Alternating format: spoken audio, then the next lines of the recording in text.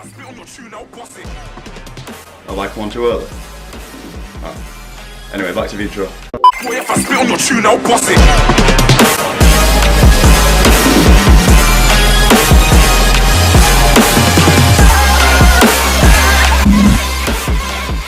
What's going on, guys? Callum here. I hope everyone had a brilliant Christmas and a great New Year. So it's 2019, which means I'm going to step up the content for the videos and hopefully hit that 1,000 subscribers mark. So if you're new to the channel, make sure you do hit that subscribe button and leave this video with a like. It does help the growth of the channel massively. So I spent my Christmas at the seaside, and here's some footage from that. We said we let it go, but we settled for the last. Couldn't let you want it though. Who am I to let you down? So it's now 2019, brand new year, brand new series for you guys. So I'm going to be making weekly videos, including training tips to make sure you're getting the most out of your training and your time in the gym. So today's video is episode 1 on how to get the most out of your chest training. And specifically today, I'm going to focus on chest flies.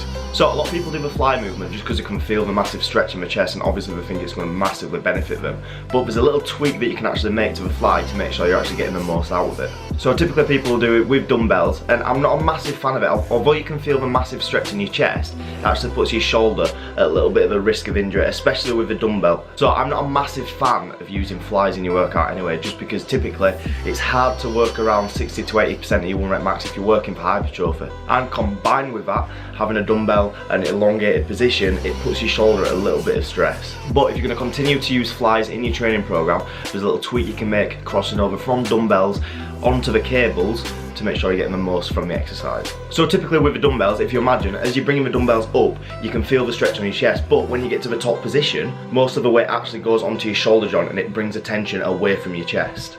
So the massive tip, a massive tweak, is to switch it to the cables so that when you're bringing the cables up to the top position, you can still feel the tension from the cables because it's still pulling back down.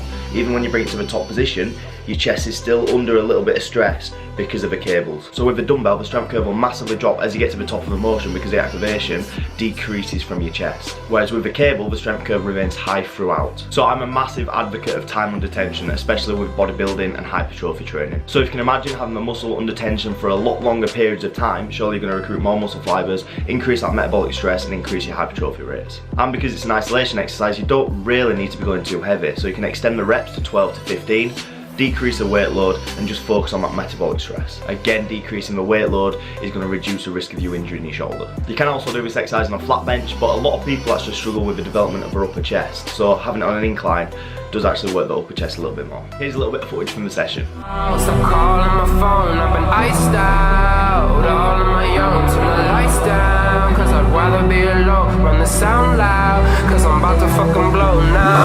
Whoop, whoop, bam, there it is, there it is. Look at all these snakes chilling like a Grinch, you a bitch. I can't stand the sight or sound of you, just know that I'm sorry. Can't even throw up the peace sign without thinking Illuminati. I just want you to rap, I feed you straight to the crops. I mean your girl was in the crowd, straight filling me out. She had a fan sign in the back, said she wanted me now. How can I do this wearing hand-me-downs? You know I'm counting the shots, take it easy before I pop my song. So guys, that is the end of the vlog.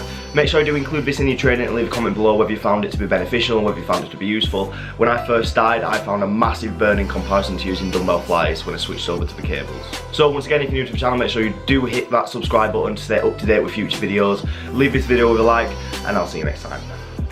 Peace!